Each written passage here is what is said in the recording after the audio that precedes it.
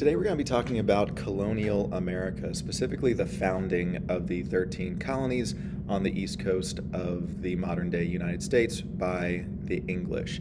So the 13 colonies were founded gradually from the years 1607 to 1733.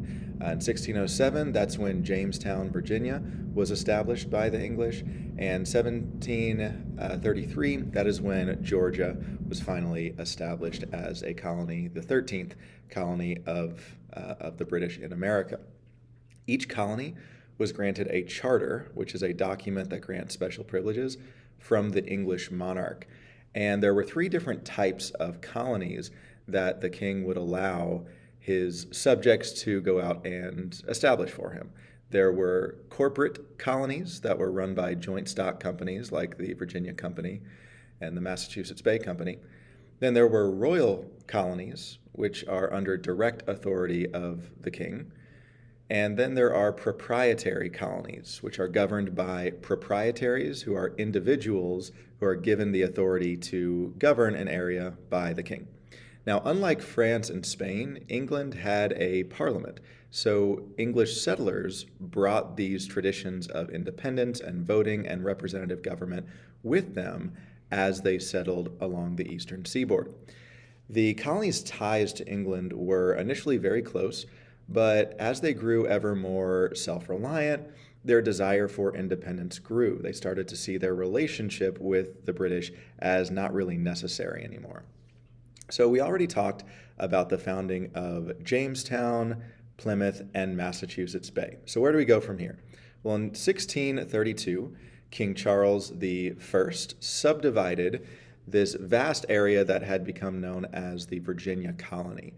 And he chartered a new colony located on either side of the Chesapeake Bay. So looking at the map here, this is the Chesapeake Bay.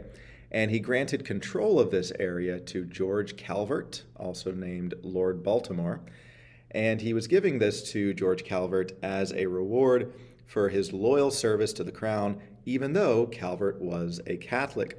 So this new colony called Maryland, or Maryland, which is the name given to it by George Calvert because it was a safe haven for Catholics. So the new colony became the first of several proprietary colonies. And King Charles I thought that loyal proprietors would give him more control than joint stock company owners. So Lord Baltimore died soon after the charter was given. So his son, Cecil Calvert, the second Lord Baltimore, he was the one who set out to implement his father's plan to create a colonial haven for fellow Roman Catholics and the otherwise Protestant English colonies. So to avoid the intolerance and persecution of their Puritan enemies, a lot of Catholics immigrated to Maryland from the other colonies. And then they established farms there. They established plantations. But then Maryland also attracted Protestant farmers. They moved to Maryland too, and soon the Protestants in Maryland outnumbered the Catholics in Maryland's representative assembly, and that was certainly not the original intention of Lord Baltimore. In 1649, Calvert persuaded the assembly to adopt the Act of Toleration, and this was a decree that was the first colonial statute that granted freedom of religion to all Christians within a colony. Now, it did not grant freedom of religion to non-Christians. In fact, those who denied the divinity of Christ were to be put to death, according to the law. But as far as within the denominations of Christianity, there was religious tolerance in Maryland. But then in the late 1600s, Protestants revolted against their Catholic proprietor, and they started a civil war in Maryland. Since the Protestants outnumbered the Catholics in Maryland, they won.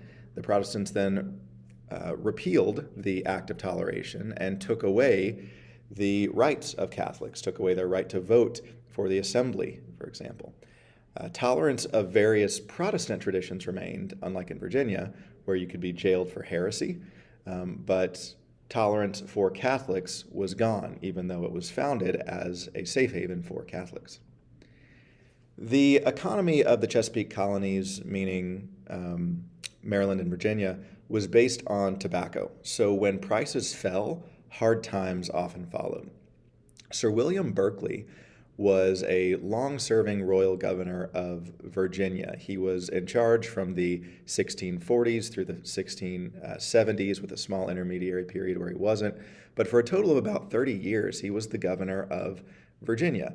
And he showed favoritism to large coastal planters, people with very large plantations, and he did not protect smaller farmers, people with less land, and especially those in the western frontier region of Virginia, and he would not protect them from Indian attacks. So he drew the ire of these backwoods farmers and the smaller planters, especially those in the western frontier. And then Nathaniel Bacon, a poor farmer, raised an army in western Virginia. And then in 1676, he conducted a series of raids and massacres against Indian villages. He said, because the governor won't protect us, we have to preemptively strike in order to protect ourselves. Governor Berkeley did not like this. He accused Bacon of rebelling against royal authority, and Bacon's army fought the governor's forces and actually defeated them, even burned Jamestown to the ground. But soon after this, Bacon died, and his rebellion was brutally suppressed by Governor Berkeley.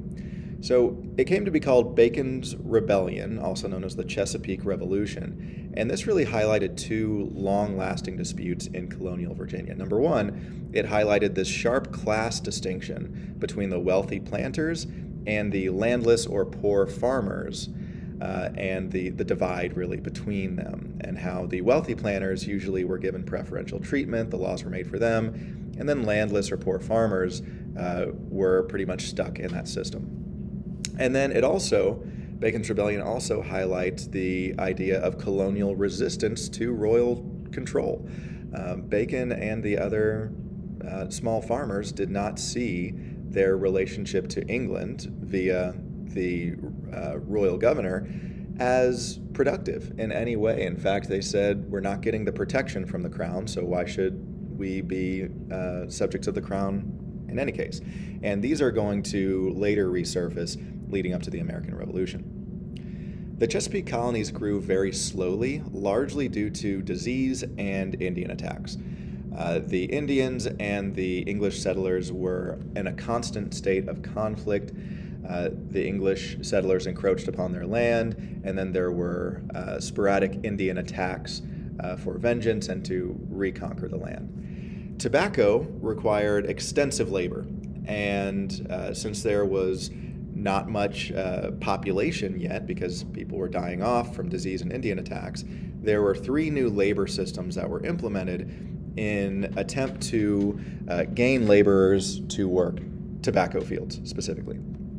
So first was indentured servitude. Indentured servants were laborers, usually from England or Scotland, who agreed to work for free in exchange for freedom or in exchange for passage to the New World, or perhaps they owed someone a debt and agreed to work for them for a certain number of years in order to be released from that debt.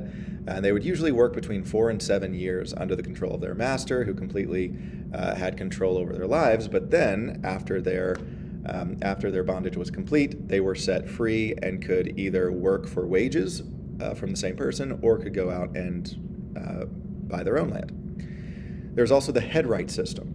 Virginia was desperate to get people to move there, and so they offered 50 acres of land to each immigrant who was willing to pay for his own passage, and also for any plantation owner who paid for a different immigrant's passage. And then finally, there was slavery. So starting in 1619, 20 African slaves arrived in Virginia aboard a Dutch slave ship, and from 1619 to 1660, this was basically indentured servitude. Now, of course, they were captured away from their homes, so the willingness part was not there. But as far as how they were treated and the rights they had, they were fairly similar to indentured servants. Also, the number of African laborers was very small leading up to the 1660s. There were only a few hundred slaves for the first 40 years in the colonies, and they were all in Virginia, and they were treated like indentured servants. But all of this changed in the 1660s when the Virginia House of Burgesses enacted these laws that differentiated between African laborers and white indentured laborers. and made it to where Africans could be bound in slavery for life, and also their children would be born into slavery, and took away all rights of African laborers. So this is when it became the chattel slavery system that we know so well. And this is the system that remained for about 200 years until the Civil War. Once chattel slavery was established by the Virginia House of Burgesses in the 1660s, this increased the demand and import of slaves because it became much more profitable to own a slave, because you didn't just own them for 7 years. You didn't just own them, you also owned their children. And so it became more profitable and more slaves were imported. And also this system of slavery spread to the other colonies too. All 13 colonies did have slavery. New England. So we've already talked about Plymouth and Massachusetts Bay. They were settled by Puritans in the early 1600s. And while there's a lot of good things to say about the Puritans, they were very intolerant of other religious views. Not just disagreed, but would banish you from the colony if you disagreed with the Puritan worldview and Puritan theology. And this led them to banish everyone who dissented. And these people would then found other New England colonies and settle there. So for example, Rhode Island and Connecticut were both colonies that were founded by people who were banished from the Puritan colonies of Plymouth or Massachusetts Bay and had to find somewhere else to settle. Roger Williams was a Puritan minister in Boston in Massachusetts Bay Colony, and he preached that the individual's conscience was beyond the control of any civil or church authority. Now, this was in contradiction to Puritan theology. Therefore, the Puritans in authority, they banished him from the Bay Colony. Williams then fled south to Narragansett Bay and founded the city of Providence in 1636. That is currently the capital of Rhode Island. So this new colony of Providence was unique in a couple of ways. First, it recognized the rights of Indians, which was fairly rare as far as English colonies went, and it paid Indians for the use of their land. So, Roger Williams was a very kind person, very reasonable. And also, Williams's government provided for complete religious tolerance, including for Catholics, for Quakers, for Jews. They could all worship freely. Another dissident in the Massachusetts Bay Colony was Anne Hutchinson, and she was banished from the Massachusetts Bay Colony when she expressed her belief that faith alone is necessary for salvation and not good works. So she founded the colony of Portsmouth in 1638 when she had to flee south too.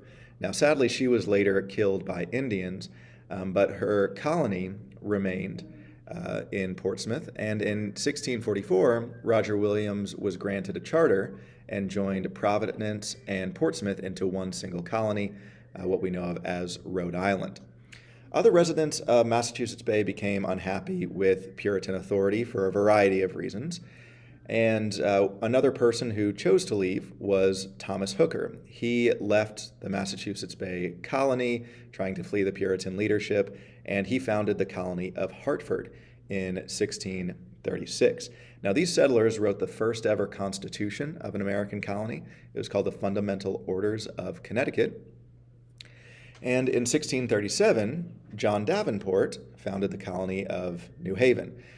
Then, about 30 years later, in 1665, New Haven joined with the more democratic Hartford colony to form a colony called Connecticut. In 1679, King Charles II hoped to increase his control over his colonies. He could feel them slipping away. And so one thing he did is he separated Massachusetts Bay into two colonies. The northern part of it separated into what he called New Hampshire, and he made that a royal colony, not a proprietary colony or a corporate colony, a royal colony, so he could have more control over it. Strict Puritan laws were more relaxed in the 1660s after the original generation of Puritan settlers had died off and the younger generation had come to maturity. People became less strictly religious, and the halfway covenant was pursued. The halfway covenant was something that was kind of like a half measure. It was trying to be a compromise.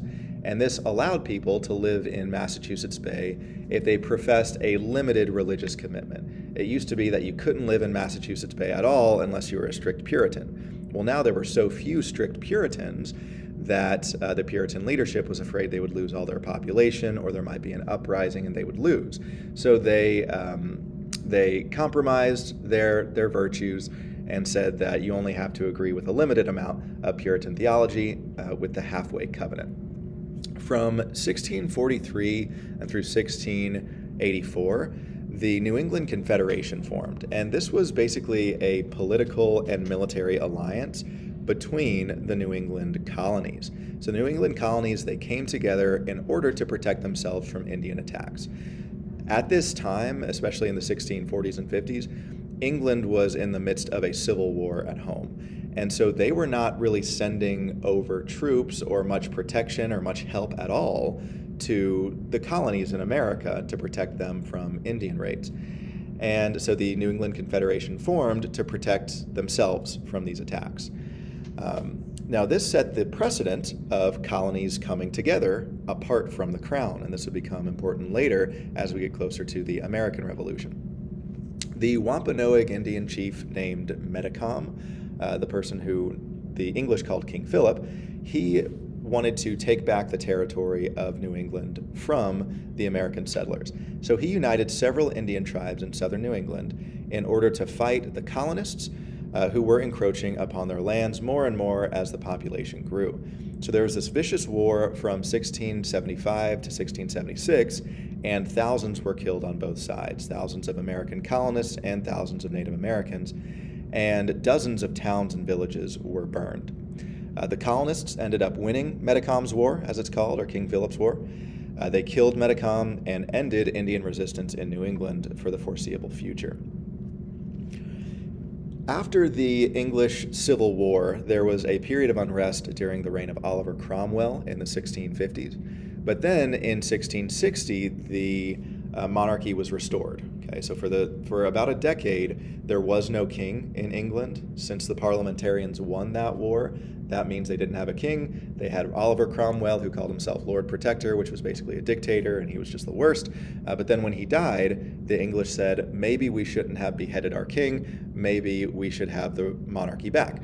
And so they reinstituted the Stuart dynasty, and King Charles II became king in 1660. And this is known as the Restoration. And around this time, during the reign of King Charles, you have the establishment of two new colonies in the Americas, North and South Carolina, and they are collectively known as the Restoration Colonies.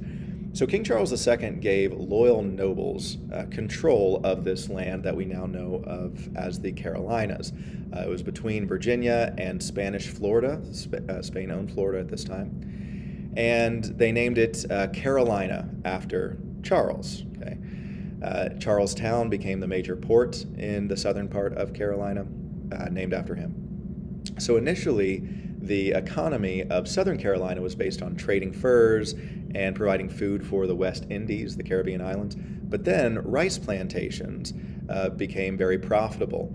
And so you have a huge increase in demand for African slaves, and that's how slavery became entrenched in South Carolina, which would remain so until the Civil War. Now in Northern Carolina, there were not many ports, there weren't nearly as many plantations, and therefore they were less reliant on slavery compared to South Carolina. In 1729, these two royal colonies, North and South Carolina, were formed from the original proprietorship that was given to several different loyal nobles. The Dutch colony of New Amsterdam, which is modern-day New York, was located between two clusters of English colonies. So it was located between the Chesapeake Colonies to the south and the New England Colonies to the north. And in 1664, King Charles II commanded his brother, the Duke of York, the future King James II, to take New Amsterdam from the Dutch. So he sent in his army with the Duke of York, future King James. They took over New Amsterdam from the Dutch and renamed the new English colony New York. James ruled New York quite harshly. He wanted strict control over it, did not want any kind of representation or assembly. He had very high taxes. And this taxation without representation was strongly opposed by those who moved to New York, mostly from New England, where they had been used to representative government. So finally, in 1683, James started to allow New York's governor to grant broad civil and political rights, including, but not limited to, a representative assembly in this new colony of New York. James believed that the colony of New York was too large to administer, so he separated the southern portion of the colony from New York. He did this in 1664, and he gave it to two friends of his, Lord John Berkeley and Sir George Carteret. And they called their new colonies East and West New Jersey. To attract settlers, these two proprietors, Berkeley and Carteret, they made generous land offers and allowed religious freedom as well as an assembly, and a lot of people moved there because of that. This land changed hands several times. There was one time where a new religious group called the Quakers, who we'll get to in a second, owned the land. But then in 1702, King William III combined the two Jerseys into one single royal colony called New Jersey. So who are the Quakers? Officially called the Religious Society of Friends, but popularly known as the Quakers.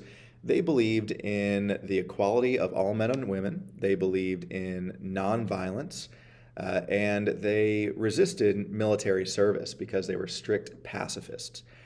They further believed that religious authority was found within each person's private soul and not corporately, not in any outside source, not in the Bible. One of the ancient teachings of the church is found in the Latin phrase extra nos, which means outside of us, that is where we find truth outside of us, in Holy Scripture, in the sacraments. And this was a departure from that historic belief. And this represented a much more mystical, really postmodern, before their time, Quaker view of how the truth is found inside of us, not outside of us. In the 17th century, these kind of views seemed to pose a radical challenge to established authority, especially organized churches. And therefore, the Quakers of England were widely persecuted. They were jailed for their beliefs. They were seen to be a threat to the Church of England and state authority. William Penn was a young convert to the Quaker faith, and his father was not. He did not agree with his son's conversion to this new sect that he thought was kind of strange. But because of his father's service as an admiral for the king, William Penn was given a land grant after his father died. This land was given to him in the Americas, and he was given a charter for a colony, which he came to call Pennsylvania, which means Penn's Woods. Now, he wanted his colony to provide not only profit for himself, but he also wanted to provide a religious refuge for Quakers and for other persecuted people too. So he established a representative assembly, he established a constitution in Pennsylvania, and he also gave freedom of worship to every citizen of that colony and allowed for unrestricted immigration. Anyone could move there. Penn treated Indians very fairly. He was very kind to the to the Native Americans. He did not cheat them when purchasing their land, and that's something that a lot of English settlers did. In 1702, Penn granted the lower three counties of Pennsylvania their own assembly, and this created the colony of Delaware, which was able to break apart from the original Pennsylvania territory. Then in 1732, the 13th and final colony of Georgia was chartered. So Britain created Georgia as a defensive buffer to protect South Carolina from Spanish Florida. All right, so here is South Carolina. This was one of the most profitable colonies. The port of Charlestown was bustling. But here, not too far south, was Spanish Florida. The Spain controlled this area, and the English were nervous that they might encroach into South Carolina and ruin their prosperity. So the English created a 13th colony called Georgia, and this was supposed to reduce the threat of invasion. So thousands of people in London and other cities were being imprisoned for being in debt, and they couldn't pay off their debt. And so they were overcrowding the prisons. It used to be that debtor's prison was a thing. You were thrown in jail if you couldn't pay your debts. And the English wanted to alleviate this pressure from the prisons, and so they offered land to debtors in Georgia. They were given a place to move and to start over with no debt in Georgia. And it was right here that that this was very much the frontier. This was a fairly dangerous place to live, especially because of the Indian raids that would take place, because Indians around here are fighting against both English and Spanish incursions into their land. All right, so here are the 13 colonies, finally in 1733 established, with the New England colonies, the Mid-Atlantic colonies, the Chesapeake colonies, and then the Restoration colonies and Georgia. By 1700, slavery had become rooted in American society, and the number of colonial slaves grew from just about 400 in 1660 to tens of thousands by the early 1700s. Now, by 1750, half of Virginia's population were slaves, and 2/3 of South Carolina's population were slaves. So if you look at that map there from 1750 or so, you can see how many slaves were in each colony. The most lived in Virginia because that was just the largest colony in general. But as far as the proportion between the white settlers and slaves, the largest proportion of slaves was in South Carolina. Every colony had slaves at this point. Some had relatively few. For example, New Hampshire only had 654, but then Virginia had nearly 200,000. And the demand for slaves increased as migration from Britain decreased, because as fewer people started to move from Britain, that means there were fewer indentured servants to labor in the fields. The headright system was kind of falling out of favor, and so the increased demand for slaves was very real. By the time of the American Revolution in the 1770s, there were nearly 500,000 African slaves in the 13 colonies. The economic system that the colonies were run under was called mercantilism. Most European kingdoms in the 17th century adopted this economic policy called mercantilism. This looked upon trade, colonies, and the accumulation of wealth as the basis for a country's military and political strength. And wealth was measured in precious metals. However much gold and silver you can get coming into your country, preferably from colonies in exchange for something less valuable in your eyes, the more powerful you are. Colonies existed to provide these raw materials to the mother country. The only reason colonies existed was to benefit the industry and the economy of the mother country. The 13 colonies, in fact, were not allowed to trade with any country except for England. So that meant that England had a monopoly on trade with the American colonies. One thing this led to was colonial farmers receiving very low prices for their crops because they weren't allowed to sell it to anyone else, so the British knew they had to accept whatever low price they gave them.